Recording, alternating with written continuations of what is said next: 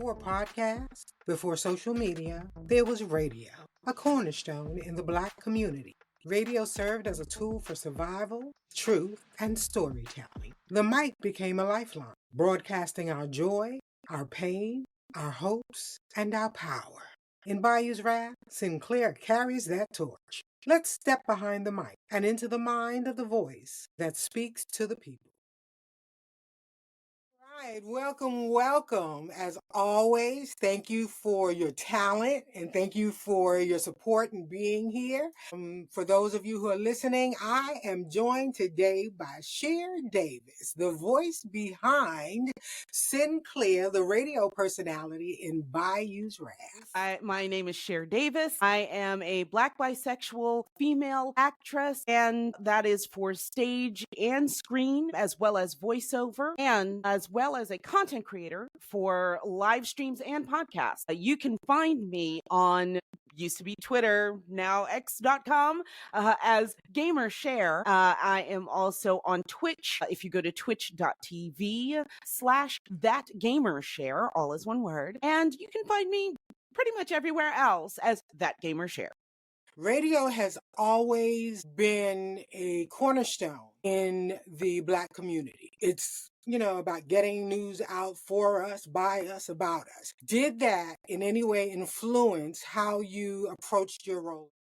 I look back on my days in New York City because I am originally from New York City in the Bronx, born and raised. And I remember listening to radio stations like Kiss FM and Hot 97 on the radio. And now I also listen to NPR, 1010 Wins, but I think the major difference between those news stations and Black radio is we as Black Americans have always had a special way of communicating with each other, right? Think about how, ever since the days of, the original civil rights movement, and even further back than that, we've always had our own language amongst ourselves, right? Our own jargon, our own words, just to not just give flair and emphasis to what we say, but to protect our conversations with each other. Absolutely. Around those who were not us. So when it comes to getting out news for us and about us, right? Historically, while you still needed to watch what you said when delivering messages from an audible platform, there's always been a bit more freedom, I'd say, and space for commentary, especially social commentary on radio. And it's even more so now in the era of podcasts. Which I can personally attest to, where self-publishing your own content is pretty much automated now.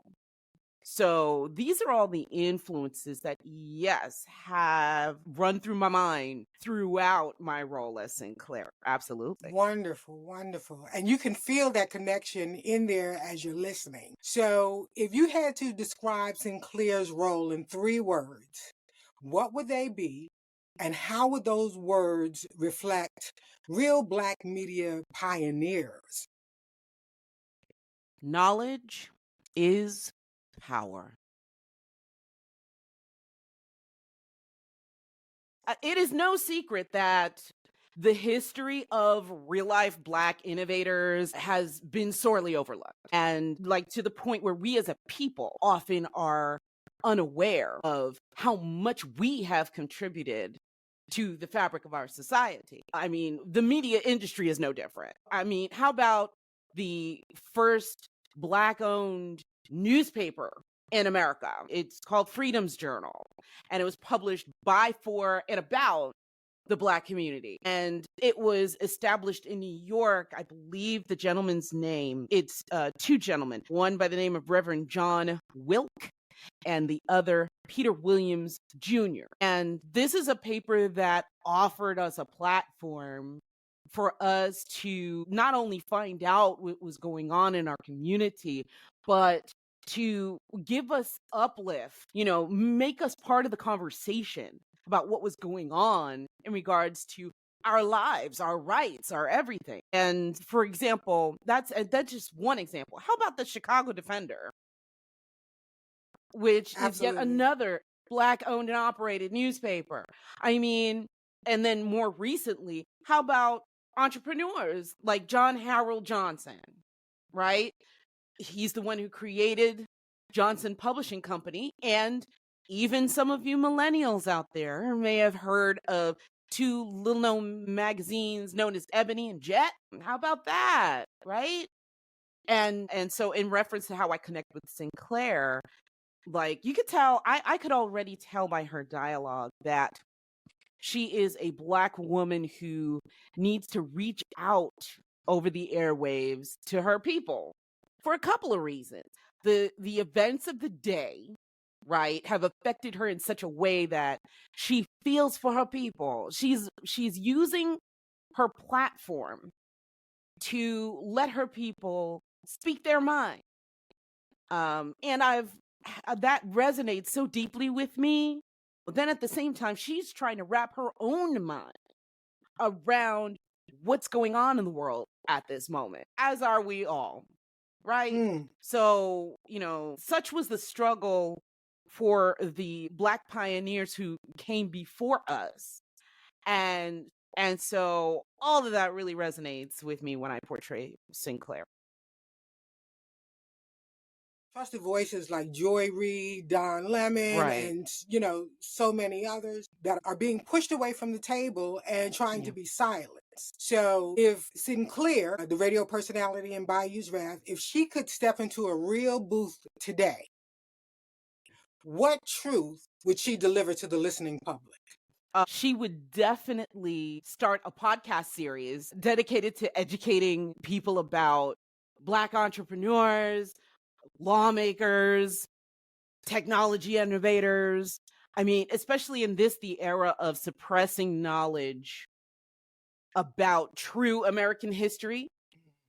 Sinclair would have invited Joy Reid on to her podcast as immediately as possible. Were there any links that you drew between Natchez history at the Devil's Punch Bowl and politics as it stands today? I've actually traveled down to New Orleans. Yes. And it was just so powerful. What an experience. It was so powerful to learn of the history that occurred up and down the Mississippi River, the stories that I personally had never heard growing up about the atrocities done against our people. What is still happening to our people only continues to grow worse in the current political environment. If there is one song that Sinclair could play over the airwaves, what would it be and why? Yes, no doubt in my mind. The intro theme song to her radio show would be What's Going On by Marvin Gaye. Absolutely. And the reason is right there in the lyrics. Talk to me so you can see what's going on. It reinforces the themes of communication, of sharing knowledge, promoting understanding amongst us as human beings. It's all right there. What would Sinclair say to young Black listeners who feel unheard, unseen? Continue to raise your voices. Now more than ever, we need you not to give up. The best thing you can do is don't wait for permission. Don't wait for information to be handed to you, because it will not be. Go get it. Educate yourselves. Educate your family. Educate your friends. Reach for that power and take it.